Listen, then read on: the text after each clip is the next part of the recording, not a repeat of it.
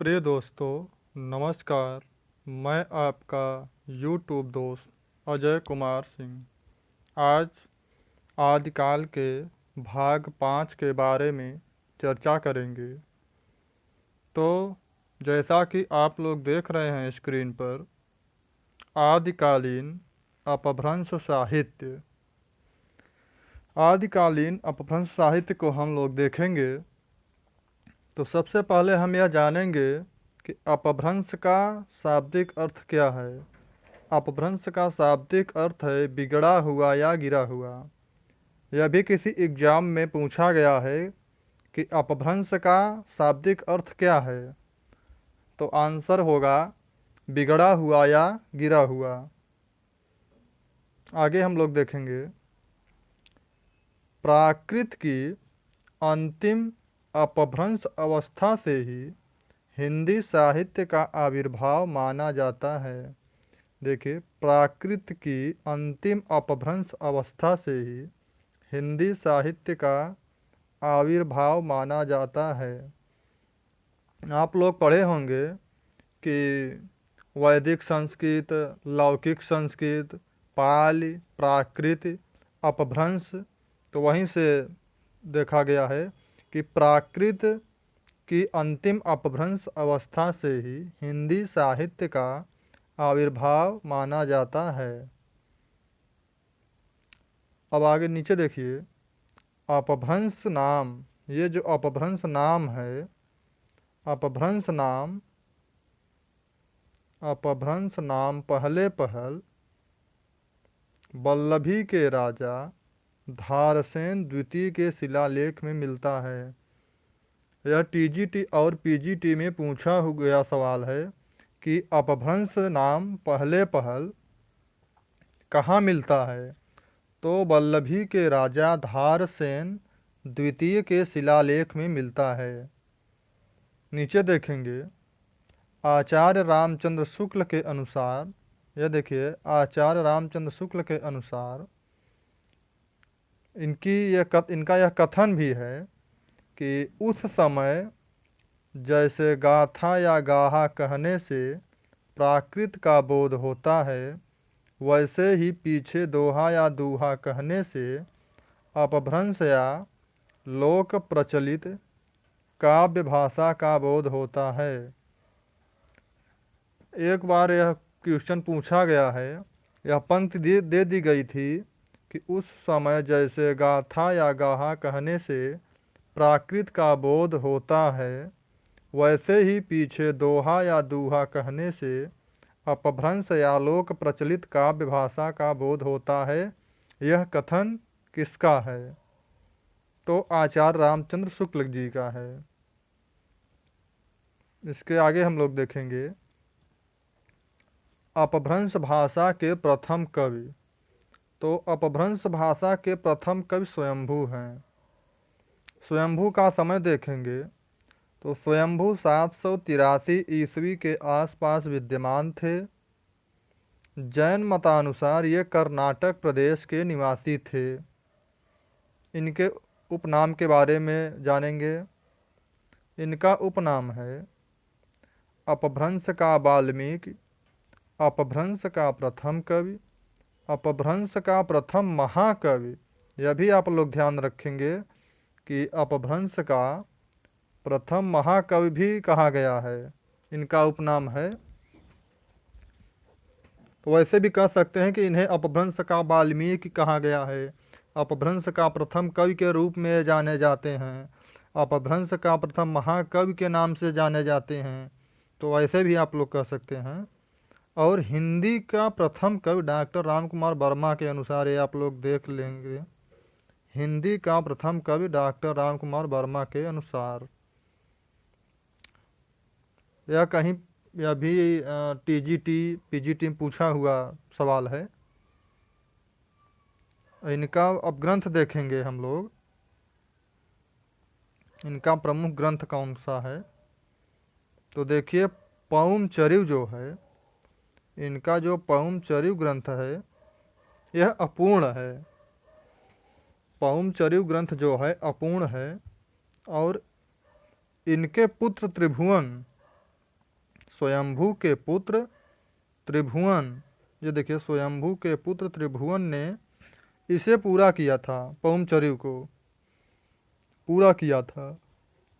और आगे देखेंगे इसमें राम का चरित्र, इसमें राम का चरित्र विस्तार से वर्णन है। अपभ्रंश भाषा में राम का वर्णन पौमचर्यु में मिलता है। यह क्वेश्चन भी आपका बहुत इम्पोर्टेंट है, इतना देख लेंगे कि अपभ्रंश भाषा में राम का वर्णन पौमचर्यु में मिलता है। ये वाला देख लेंगे आप लोग, ये इतना ध्यान देंगे। अपभ्रंश भाषा में राम का वर्णन पौमचर्यु में मिलता है। इनका अगला ग्रंथ है ऋट्ठणेमचर्यु। यहाँ सा अणा की जगह न लिखे हैं, टाइपिंग नहीं हो पा रही थी, तो इसीलिए इनका अगला ग्रंथ है ऋट्ठणेमचर्यु। यह देखेंगे ऋट्ठणेमचर्यु, यह एक कृष्ण काव्य है। यह पूछ भी लिया जाता है कहीं कहीं जगह कि इनका जो ऋट्ठणेमचर्यु है यह कैसा काव्य है, तो यह एक कृष्ण काव्य है। और इनका अगला ग्रंथ है स्वयंभू छंद। ये इनका अगला ग्रंथ है स्वयंभू छंद। आगे देखेंगे पुष्पदंत को, तो पुष्पदंत का समय देखेंगे, स्क्रीन पर आप लोगों को दिख रहा है। पुष्पदंत का समय 10वीं सदी है। पुष्पदंत का समय 10वीं सदी। इनके उपनाम के बारे में हम लोग देखेंगे कि इनके उपनाम क्या क्या हुए हैं। तो देखिए अपभ्रंश के दूसरे कवि के रूप में कहे गए हैं। और आगे देखेंगे अपभ्रंश के भवभूति माने गए हैं। ये आप लोग ध्यान रखेंगे, यह बहुत इम्पोर्टेंट है। और ये अभिमान मेरु, इनका उपनाम है अभिमान मेरु। ये स्वयं अपने को अभिमान मेरु कहते थे, ये अपने को स्वयं अभिमान मेरु कहते थे। ये शैव थे, किंतु बाद में अपने आश्रयदाताओं के अनुरोध से ये जैन हो गए। यह क्वेश्चन आप लोगों को पूछा जा सकता है, जैसे कि कौन सा कवि शैव था बाद में जैन हो गया, तो ऐसा भी आप लोग देख सकते हैं। क्वेश्चन शायद पूछा गया है, इतना क्लियर है, लेकिन अगर नहीं पूछा गया होगा तो आगे भी पूछा जा सकता है। तो ये इम्पॉर्टेंट ज़्यादा लगता है कि कौन सा कवि शैव था बाद में जैन हो गया, तो पुष्पदंत। इनके प्रमुख ग्रंथ के बारे में हम लोग देख लेंगे। इनका प्रमुख ग्रंथ है महापुराण, ग्रंथ है महापुराण। तो महापुराण में हम लोग देख लेंगे कि क्या क्या है। इसमें रामकृष्ण का चरित्र वर्णन है, इसमें रामकृष्ण का चरित्र वर्णन है। इसमें अनेक घटनाएं और चरित्र हैं। और आगे देखेंगे इसमें 63 महापुरुषों की जीवन की घटनाओं का वर्णन का विषय बनाया गया है। और एक इम्पॉर्टेंट बात यह है कि इसमें राम कथा को भी स्थान मिला है। इनका अगला ग्रंथ है जसहर चरियु। यह देखेंगे जसहर चरियु, जसहर चरियु इनका अगला ग्रंथ है। जसहर चरियु को परीक्षा में कभी कभी पूछ लेता है कि जसहर चरियु का अन्य नाम क्या है। तो जसहर चरियु का अन्य नाम है नाग, देखेंगे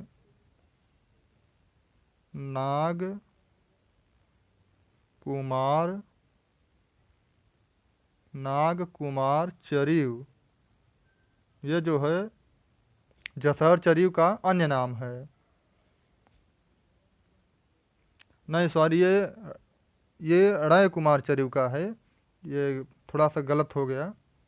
ये देखेंगे आप लोग, ये जसहर चरियु का जो अन्य नाम है वो यशोधर चरित्र है।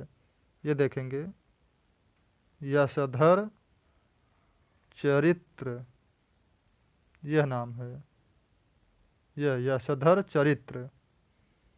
और इनका अगला देखेंगे आदि पुराण, यह आदि पुराण, उत्तर पुराण। और ये दोनों जो हैं, ये आदि पुराण उत्तर पुराण, ये दोनों चौपाइयों में रची हुई हैं, यह दोनों चौपाइयों में रची हुई हैं। इसका आप लोग ध्यान रखेंगे कि जैसे मान लीजिए पूछ लिया कि पुष्पदंत की कौन सा ग्रंथ चौपाइयों में रचा हुआ है, तो अगर आदि पुराण दिया तो आदि पुराण, उत्तर पुराण दिया तो उत्तर पुराण।